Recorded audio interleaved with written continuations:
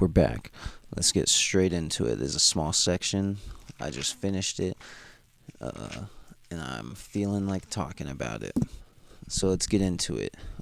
Last time we left off, dude's reaching for the phone. He's trying to get weed. He's reaching for the door. Who knows what happened? It just ended. Alright, so hopefully that dude hopefully that went well for him. We don't really know. He's like, I shouldn't have this weed, but I'm getting a lot of it. I'm going to smoke so much. Alright. Moving on from him, that ends with him reaching for the phone, reaching for the door, and then we're on to a new section. And now it's the 1st of April. This section's titled Year of the Tux Medicated Pad. Alright. If that gives you a little hint, doesn't give me a hint at all, I'll tell you that. So basically how he walks into this room, it opens up right here, quote, "All I know is my dad said to come here." Guy responds, "Come right in. You'll see a chair to your immediate left." Hal says, "So I'm here." Dude says, "That's just fine. 7-Up, maybe some lemon soda." And then Hal goes, "I guess not. Thanks. I'm just here. That's all." I highlighted that. I'm just here. That's all. And I'm kind of wondering why my dad even sent me down here, And then he says, "Your doors doesn't have anything on it. Like, am I at the dentist?" He's like, "I just don't know why I'm here." So Hal goes into this room. He's not really sure why he's there. He's like, "Dude, are you a dentist? Like, you don't have any writing on your door? What's going on here? Like, why'd my dad even send me here?"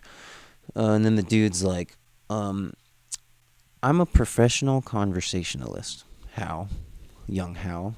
He says, "I'm a professional conversationalist." And this is a little weird. Okay, keep in mind, Hal's talking to this dude. He goes, "I'm a professional conversationalist." And this is a weird thing, I think. He says, "You're how old, Hal?" 14. Hal says, "I'll be 11 in June. Are you a dentist? Is this like a dentist consultant or something?" And then dude says, "You're here to converse. But okay, keep that in mind." He says, "Hal, you're 14, right?" Hal goes, "No, dude. I'm going to be 11 soon. Like, I'm 10 years old." And then the dude goes, "Oh, pardon me. Let me correct this on my paperwork." And he says, "Your father had listed you as 14 for some reason. So that's weird. Why is Hal's own dad listing him as 14 when Hal's 10? He's not even 11 yet." Kind of weird. I don't know. Let's keep going. He says, "Pardon me." Yeah, whatever. And then this is kind of funny. This book is considered a comedy, a dark comedy. And at first I was like, I don't know if that's true. Well, in my head, like when I first started, I was like, I don't know. But stuff like this I do find funny. It's not like making me laugh out loud, but it does make me laugh on the inside, kind of. He says, "You're here to converse with me, Hal." And then he said, "I'm going to have to implore you to have a lemon soda. Your mouth is making those dry, sticky, inadequate saliva sounds." Which I highlighted that. I said, nice. Because I was like, I think this dude, Mr. Wallace, he's good at, I don't know, those inadequate saliva sounds. So he's like, when he sits down, he's like, "You want soda?" I was like, "Nah, I just want to know why I'm here." And he's like, "Dude, we're here to talk. Just sit down." And then he's like, "Your mouth is making those freaking dry, inadequate saliva sounds. Like, can you just take a soda?" And then, Hal's like, "Oh yeah, Dr. Zegarelli, he says I have bad salivary output.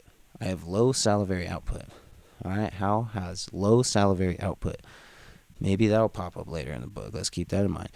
And then he says, and then here's a quote: "Those dry, sticky saliva sounds, which can be death to a good conversation." And I highlighted that. I was like, dang, dude, that's a good way. It's just like a funny observation. Those dry, sticky saliva sounds, which can be death to a good conversation. I just like that. It's like, yeah, dude, sometimes those do be messing up the conversation. And I'm fault to that, dude. I did a voiceover recently, and I had that going. And then I think I scrapped it, or I don't know. But anyways, and then Hal's like, "But I rode my bike all the way up here against the wind just to talk to you. Like, what the heck?" And then the dude's like, "I'll begin by asking you, do you know the meaning of implore, Hal?" Because remember, the dude's like, "I'm going to need to implore you to take this soda." And then Hal just still isn't taking the soda. He's like, "But why'd I ride my bike up here?" And then dude's like, "Do you know the meaning of implore? I'm telling you to take this damn soda." And then he says, "I'll ask you again." So Hal says, "Probably. I'll go ahead and take a 7-Up then, if you're going to implore." Hal's kind of getting on this dude. I have a lot of highlights in this section of just like, I don't know, towards the end, dude. Everything I wrote is in all caps. I'm like, tell him Hal, fuck this guy. And then I'm like, yeah, Hal, yeah. Just later, my highlights, I'm just like hyping Hal up. Because, dude, Hal keeps popping off to this dude. It's kind of sick. And then so he's like, probably, I'll just go ahead and take a 7-Up then if you're going to implore. And then the dude says, I'll ask you again whether or not you know implore, young sir. He goes, young sir. Dude's like, you're wearing a bow tie. Shouldn't I be calling you young sir if you're in a bow tie? And then this is Hal. And remember, Hal's 10. He's 10.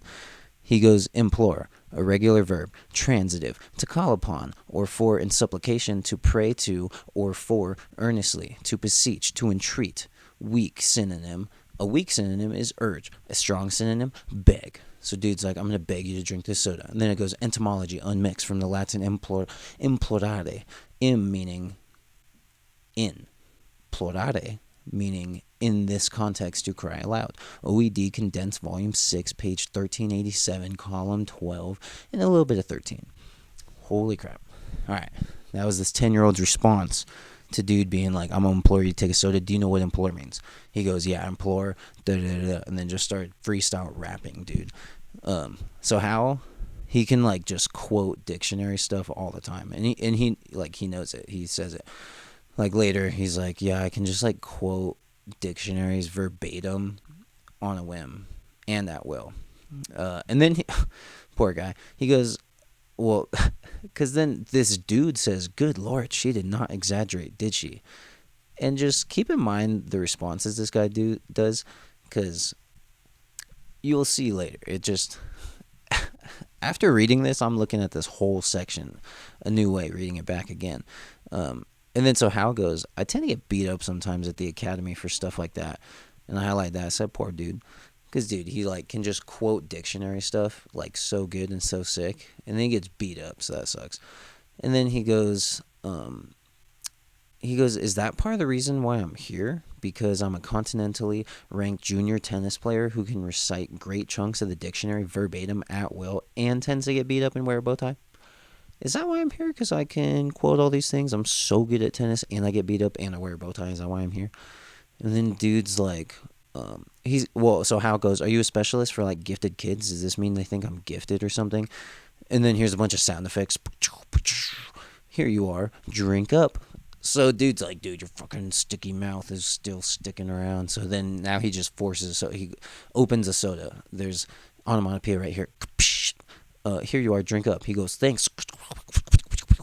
There's a bunch of, I'm telling you, I just quoted that pretty accurately. It says, woo, ah. So he drinks a big sip and goes, and the other guy that he's talking to, he goes, wow, you were thirsty. And were is in italics. So homie just like chugged that thing. He's like, thanks for the soda. Let me chug that thing. And then he goes, so if I sit down, will you fill me in? And then he goes, professional conversationalist, and then Hal goes, so the dude just starts talking, and then Hal interrupts him. He goes, I might have to burp in a minute from the soda. I'm just gonna let you know ahead of time. So I thought that was polite, kind of funny. And then the dude goes, Hal, you're here because I'm a professional conversationalist and your father has made an appointment with me for you to converse. So he goes, dude, you're here because your dad paid me to talk to you. I'm a pro at talking. I'm gonna talk to you. And then Hal is just taps his soda, drinks a bunch more, taps his soda. So like Hal just this whole time doesn't really care. And then Hal goes, you're a professional conversationalist? And then dude goes, I am, yes. And I believe I just stated that, a professional conversationalist. So he's like giving him some lip, dude. He's like, yeah, I just told you I'm a professional conversationalist. And it's like, dude, this dude's 10. He doesn't know why he's here. He just pedaled uphill. He has a tennis match in 12 minutes. I don't know if I mentioned that. He has a tennis match in 12 minutes. And you just made him pedal uphill against the wind and miss this thing he's got going on so that you can talk to him. And then dude goes, so you're really a professional conversationalist? And dude's like, yes, that's literally what I just said. So I highlighted that. I said, chill, bro, goddamn. And then he starts looking at his watch. Dude, and then Hal mouths off to him. And right there, I was like, tell him, Hal. Tell him, boy. Because he goes, don't start looking at your watch as if I'm taking up your valuable time. If himself made the appointment and paid for its time, it's supposed to be my time, right? And himself is his dad. it says that him and his family refers to his dad, Hal's dad, as himself, as in quote the man himself. So he calls his mom the moms, and he calls his dad himself. So keep that in mind. He goes, if himself made the appointment and paid for the time, it's supposed to be mine, right? Not yours. And then what's that supposed to mean? Professional conversationalist. A conversationalist is just someone who converses much, and you actually charge a fee to converse much. So he's like, dude. So Hal's calling him out pretty good. He's like, dude, you suck. You're dumb. What do you even do? Your door doesn't even say anything. I don't even believe you. And then he starts pointing out. He's like, if you're such a professional conversationalist, shouldn't you be like qualified for it? Do you have like a degree? And he goes, are you a doctor? And dude's like, dude, chill. I'm just a professional conversationalist. And the whole time he sucks at having a conversationalist. Dude, right here he goes, a conversationalist is also one who, I'm sure you'll recall, quote, excels in conversation. I highlight that. I said, hardly, dude. This is a boring ass conversation, bro. How's schooling you? I wrote that right there. And then Hal's like, that's Webster's 7th. That's not the OED, whatever the OED is. And he goes, taps his little thing. And he goes, are you a doctor? Do you have a doctorate? You suck. You're dumb. You're an idiot. And then Hal goes, is himself still having this hallucination that I can't speak? Boom. Interesting. He goes, is himself still having this hallucination that I never speak? Himself, his dad. He goes, is my dad still having this hallucination that I don't speak, and that's why he's here? And then, all right, and then he's explaining himself. He's like, oh, himself means my dad. That's blah, blah, blah, blah, blah. And then he goes, but my dad hallucinates sometimes lately. And then he goes, I'm wondering why my mom, but he says the moms. He goes, I'm wondering why the moms let him send me pedaling up here against the wind uphill when I've got a challenge match at 3 o'clock to converse with an enthusiast with a blank door and no diplomas anywhere in view. I highlighted that in all caps. I said, tell him fuck this guy. Because he's like, I'm wondering why my mom even sent me here and to talk to you. You don't have anything on your door and no plaques, no diplomas or anything. So he's like, dude, you're an idiot. This sucks. What are you doing? So, shout out to Hal, dude. This section just had me hyped up on Hal, dude. I was like, yeah, dude, 10-year-old schooling this dude. And then this dude goes, I'm wonderful fun to talk to. I'm a consummate professional. I'm a consummate professional. People leave my parlor in states. You are here. It's conversation time. Shall we discuss Byzantine erotica? So he goes, dude, I'm so fun to talk to. Which, no, you're not, dude. Stop lying to you and stop lying to this 10-year-old that you just brought into this room because his dad apparently called him. And then he goes to this 10-year-old, mind you. He goes, should we discuss Byzantine erotica? 10-year-old, should we discuss this? I didn't know what Byzantine meant, so I looked that up. Apparently it means complex, very complex. Not just complex, like very, like I think it's like crazy shapes and complex things. So this 10-year-old is into like complex shape, romance erotica. And then dude's like, how'd you know I like Byzantine erotica? What the heck? And then he's like, dude, you think I'm an amateur? You think we don't research people? You think I don't have a team at my disposal to research kids like you, 10-year-olds like you that we force to come in here with no windows? And then I ask you if you like really complicated adult fiction. He's like, you think I don't do my research? So he's pretty much, what's his name? I can't think of him that crazy. Shoot, I can't think of his name. That interview dude. He's like, it's our job to know. We have to know. You are how? A 10-year-old boy. It's my job to know. Nardwar. Shout out him. That's who. He's like, dude, you think I don't got Nardwar on in the next office over, like, looking into you? He's like, obviously I do. I know a lot about you. And then dude's like, dude, what the heck? And he's like, we delve full bore. He says, you don't think we don't delve full bore into the psyches of those whom we have made appointments to converse with? He goes, we go full bore. And then later Hal's like, dude, I only know one person that would use the word full bore in casual conversation. Interesting. Who's this one person? Who is this one person? So he's like, I only know one person that would say full bore in this conversation. That's our first clue. Okay, something weird's going on. Something a little fishy's going on. And boy, is there. Yeah, boy, there is. And then he goes, you think we haven't thoroughly researched, da-da-da. And then, dude, this is a 10-year-old this dude's talking to. He goes, okay, you think we haven't thoroughly researched your own connection with the whole current intra-provincial crisis in southern Quebec? What? In southern Quebec, intra-provincial crisis that this 10-year-old tennis player has something to do with? And then Hal goes, what are you talking about? He's like, I thought you wanted to talk about complex erotica. Why are you talking about southern Quebec? And then he's like, oh, dude, I know that your dad knows some dude and he has something to do with southern Quebec. I don't know. And then Hal goes, I'm 10 for Pete's sake. I think maybe your appointment calendar squares got juggled. So, again, Hal, sauce on him, dude. I highlighted that and put some choice language on there, dude. I was like, yeah, sauce on that, dude. Because he's like, dude, I'm 10 for Pete's sake. I think you got this mixed up. And then he goes, I'm the potentially gifted 10-year-old tennis lexical prodigy whose mom is a continental mover and shaker in the prescriptive grammar academic world, and whose dad's a towering figure in the optical and avant-garde film circles and single-handedly founded the Enfield Tennis Academy, but drinks wild turkey at like 5 a.m. So he goes, dude, I'm a gifted tennis player. I'm 10 years old. I'm really good at tennis. And he's like, dude, my mom is really good with words. She's like a grammar academic and people know who she is. And then he's like, my dad is a big figure in the optical and avant-garde film circles, which I think avant-garde is like weird or like, I don't know, niche, I guess, is like avant-garde, I'm pretty sure. So he makes like weird films, I guess. And then he's like, and some days he said my dad drinks wild turkey at like 5 a.m. Let's keep that in mind. He goes, my dad drinks wild turkey at 5 a.m. So he's like, dude, so basically this is what we learned. We learned that his dad's a drunk.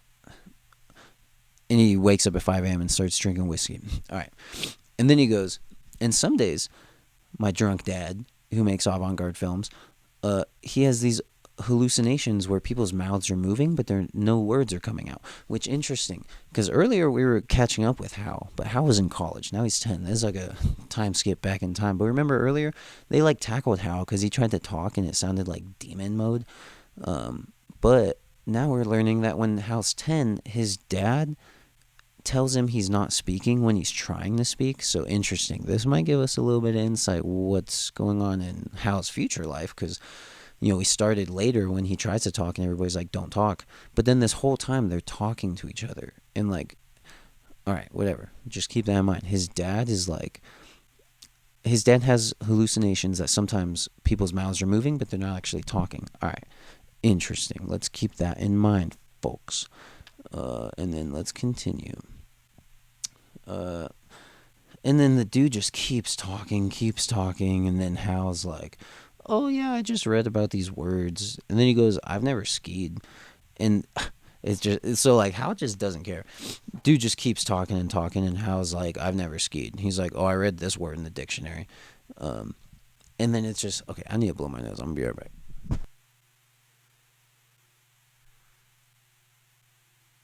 So yeah, dude's like, Hal just doesn't care. He's like, yeah, I've never skied. And then dude just keeps talking about all this crazy stuff and da da da. And then he's just talking about, and I started reading this like a year ago. So I have some old like notes I wrote.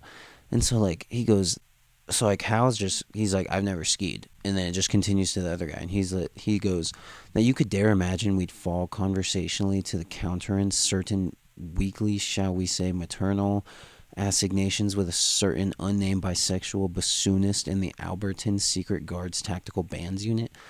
Sorry if the way I'm reading that sounds clunky, but dude, sometimes that's how this reads. Like sometimes these things are so clunky. But it's also just like how this dude talks, because like, I don't know. The first time I read this, I remember being so bored. I was like, dude, it's so much gibberish. But it's like, no, dude, this character is just a weirdo. So it's not like the author is just rambling. Like, I'm like, why is the author doing this? And it's like, it's not the author, it's the character. It is the author, but it's from the character who like is a weird, so we got to keep that in mind. And I'm keeping that in mind now. But anyways, so like a year ago, I said, what the heck is this man talking about? And then just now, like 20 minutes ago, I said, yeah, what the fuck, dude? So then that was just funny to see that. All right. And then, so the dude's like talking about some bisexual bassoonist just out of nowhere. It's like, what the heck are you talking about? And then Hal goes, gee, is that the exit over there? And then the dude just keeps going. He's like, oh, blah, blah, blah, blah, blah.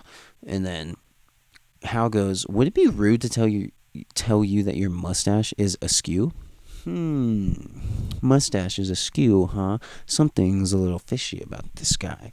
Something's a little fishy. He says, would it be rude to tell you that your mustache is askew? What's going on? This dude's mustache is getting a little weird. That's a little weird. And then dude just keeps going on.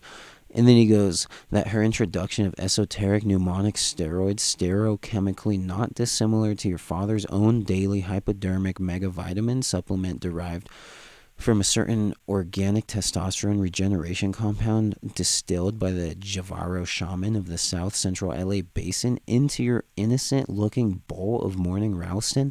Okay, I'm telling you, it's so clunky sometimes. But so he's so interesting. I highlighted that because he says not dissimilar to your father. So his dad, who's the avant-garde dude, takes a daily hypodermic megavitamin supplement derived from a certain organic testosterone regeneration compound by da-da-da. So his dad takes a big pill for like testosterone regeneration, I guess. All right, interesting. Let's keep that in mind. His dad, avant-garde, drinks a lot of whiskey, takes his big supplement. And then Hal goes, as a matter of fact, I'm going to go ahead and tell you that your entire face is kind of running. Like, do you want to go check it out? Your nose is pointing at your lap. All right, this 10-year-old's talking to this dude. All of a sudden, his nose is pointing down, his mustache is askew, and his whole face is drooping. What's going on? Let's find out.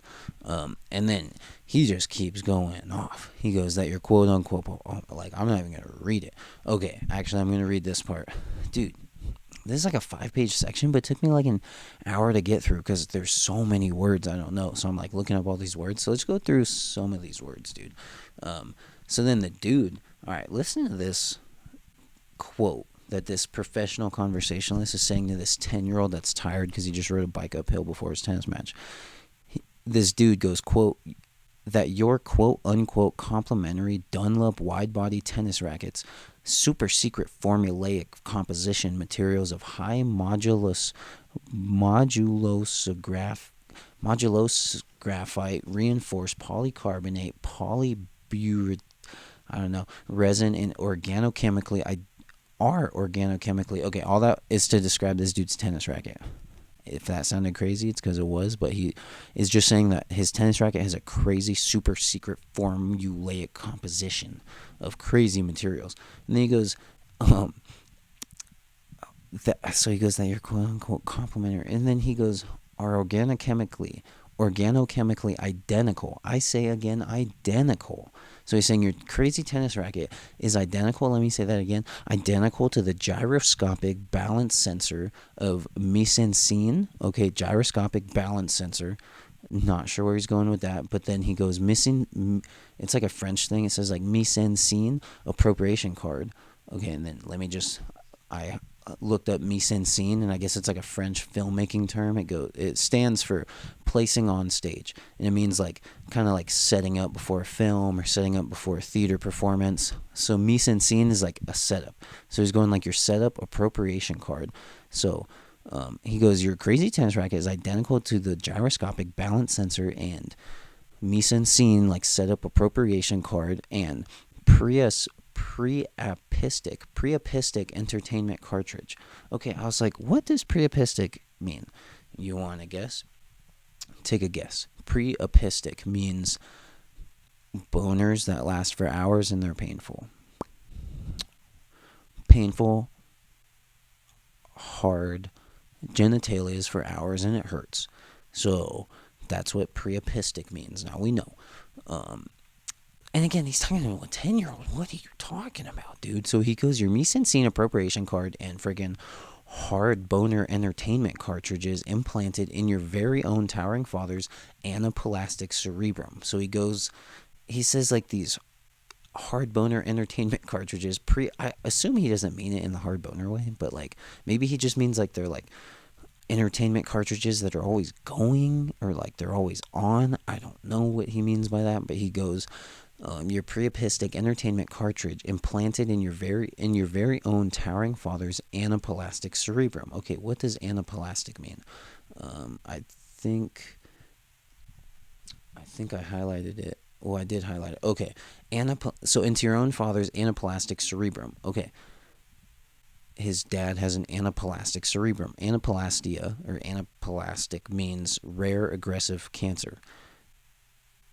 A rare aggressive cancer that is like really aggressive, like it's like a 1%, 1% chance that you'll get it. It's really rare, but it's like an aggressive cancer that just wrecks you and takes over everything. So that's what his dad has. Okay, his dad drinks a lot, makes avant-garde films, and he has this crazy aggressive cancer.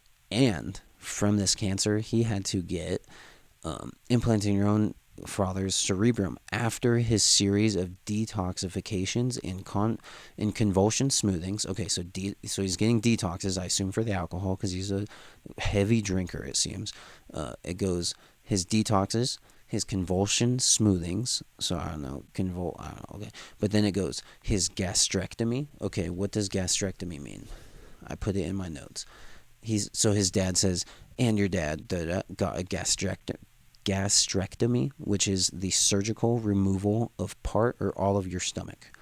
Okay, dude's missing part of his stomach. Okay, and then he goes after his convulsion smoothing, gastrectomy, and prostatectomy. Okay, I might know where this is going. Removal of part or all of your prostate. I didn't know what the prostate was. I looked it up. It's like what makes the semen. It might do other stuff, but that's what it does. Okay, he's not having babies anytime soon. At least we got minor spoiler. Wait, hang on. At least we got nothing. Never mind. A prostatectomy, a pancreatectomy. All right, you know where this is going. Removal of your pancreas. What's the pancreas do? It helps you digest. I don't know if it makes bile or what it does, but like helps you digest. So he doesn't have a pancreas or a stomach or a prostate. Oh, because then he got, or a prostate, because he got the prostatectomy, and then he got a phalunctomy. All right, what's phalunctomy mean? I'm gonna give you 2 seconds to guess. Phalunctomy, removal of part or all of your dong, your penis. Oh shoot, dude, they removed his penis. Shoot. So, dude, again, he said your tennis racket kind of reminds me of how your dad got all of his everything removed, including his dong, and he wasn't going to use that thing to make kids anyways, but he doesn't even have it. And so just crazy. Okay, again, he's talking to a 10-year-old. This guy's going insane. And then it just goes tap tap. He's just drinking soda. Dude does not care. He doesn't know what he's talking about. He's 10 years old. He's like, what is going on? And then dude just keeps going on and talking. And then Hal goes, you know what? I've seen that sweater before. What the heck? He's like, that's my dad's sweater. And he's like, dude, why are you wearing this super stained sweater? I know those stains. We were eating dinner when he got that stain. He's like, is this an April Fool's joke? Why is this guy in my dad's sweater? And then he realizes, this is my dad. Dude, it's his dad in a mask. His dad's in prosthetics. And he goes, you rented a whole office and a face for this, but then you leave your unmistakable freaking stained sweater vest on that you always wear and you refuse to wash. So dude rented an office, called his son up, who's 10, to pedal uphill before a big tennis match just to conversate with him professionally. And that's like a Scooby-Doo reel. I mean, Hal already knew it. He's like, dude, your nose is falling, your mustache is flying away. What's going on? And then, boom, he figures out the whole time he's talking to his dad. Crazy, right? I mean, isn't that weird? Why is his dad doing this? It's weird. He's like, why are you doing this? And he's like, and then he goes, did you fool CT? I don't know who CT is, but he's like, did you fool, like, because he's like, how'd you even get here? Like, your Mercury's, like, how'd you get here? And he's like, dude, did you fool CT into giving you the keys to a functional car? And I'm like, oh, why is the car not working? Maybe he got in a crash. Maybe it just doesn't work. Maybe he's not allowed to drive. Maybe he doesn't have a license. I don't know. He's a big drinker, so like I'm not sure. But he's like, dude, did you fool CT to let you use a car? And then the dad is just rambling, but this is an interesting ramble. He goes, who used to pray daily for the day his own dear late father would sit, cough, open that bloody issue of the Tucson Citizen, and not turn that newspaper into the room's fifth wall. Oh, I highlighted that. To not use that newspaper to turn it into the room's fifth wall. Boom. So this is Hal's dad. We just found out professional conversationalist with no diplomas, no door, no nothing, is his dad, is Hal's dad, in a weird mask. His nose fell, his everything fell. So he's in like a prosthetic mask. He's not just in a fake mustache, he's in like prosthetics. And it's probably, his dad's like an aggressive alcoholic, so it's like maybe he's really crafty, or he's just in this crazy mask. And it just took Hal a second because he's like caught off guard. It's like, what the heck is even going on in the first place? I don't even know. And then, but his dad's kind of opening up right here. So Hal's calling him out, and his dad doesn't care. He just keeps talking. And remember, his dad sometimes hallucinates that Hal's not talking. So it's like, is Hal not talking, or is dad not hearing it? I don't think his dad's hearing it. I think Hal is talking. Onward. Let's keep it going. And then he goes, so his dad goes, who used to pray daily for his own dear late father to sit down, open that freaking issue of the Tucson Citizen, which is just like a Arizona magazine or something, newspaper, and he goes, and turn that newspaper into the room's fifth wall. And so he's like, dude, my dad would always like just turn it into a fifth wall. And then he goes, who lived his whole ruddy, bloody, cruddy life in 5-walled rooms. I highlighted that and said, rusty, dusty, busty. And that's funny because that's the first, this is again one of my highlights from earlier. And dude, I was so confused the first time I read this. And it says ruddy, bloody, cruddy. And I highlighted that and said, rusty, dusty, busty. Because that's something like me and my siblings will say, like, oh, that's rusty, dusty, busty car. Or I don't know, just kind of funny. So, but just funny because like I can see now, like, dude, a year ago I did not know what was going on. But now I'm doing it a lot more intentionally. So now I get it more. But he's like, Dad. So anyways, his dad opened up. He's like, dude, he always had these 5-walled rooms. Okay, there's a little bit of insight. I think this whole thing is a ploy for his dad just to talk to Hal. And now Hal doesn't have a newspaper. Neither does the dad. But there might as well be a fifth wall in the room because Hal's talking to him. And he's not understanding it. He doesn't care. He's not responding. Something's going on. So it's like a parallel, I think. Because the dad's like, dude, and the dad's just rambling about freaking losing his dick, losing his freaking pancreas, his dancreas, his dinkreas, dude, all of his things. And then he's just like, oh, dude, my dad always had a fifth wall up in the room. So I think that's a slightly endearing thing. I don't know if it's endearing. This whole thing's still messed up, but I think his dad's kind of sad. Maybe that's why he's a drunk, because his dad always had a fifth wall in the room. But now Hal essentially has a fifth wall in the room, and probably pretty much always if his dad's always like drinking and because he drinks so much and he like has no body parts. I don't know. But Hal's even like, dude, this dude. Oh, so also his dad made the tennis academy. And so he's like, dude, my dad is drinking so much that like when we go to tennis academy practice, sometimes he's doubled over on the ground like puking. So it's like clearly there's an issue here. Like it's not just a little bit of drinking at home. It's like even at tennis practice, this dude's falling over puking on the floor. But maybe part of that is because Hal's dad, the conversationalist, liar, the conversationalist dad, Hal's dad, he always had a fifth wall. He didn't really get anything from his dad. So I'm like, dude, he just made this whole thing because he just wants to talk to his son. But maybe he's so messed up on stuff that like he isn't understanding his son, and it's driving him crazy. Now he's doing crazy things like, oh, let me do these, let me like bring you and rent an office just so I can talk to you and tell you you're not talking, even though earlier they were talking. Like I swear he was responding to Hal, but now he's like, you're not talking, and he just keeps talking through him. He's talking at him, not to him. And so interesting. And then Hal's like, dude, he goes, Dad, I've got to schedule a challenge match like in 12 minutes. Even if the wind is at my back and I'm going downhill, I'm going to have a hard time making it in time. And I have a oral lyrologist out there. All right.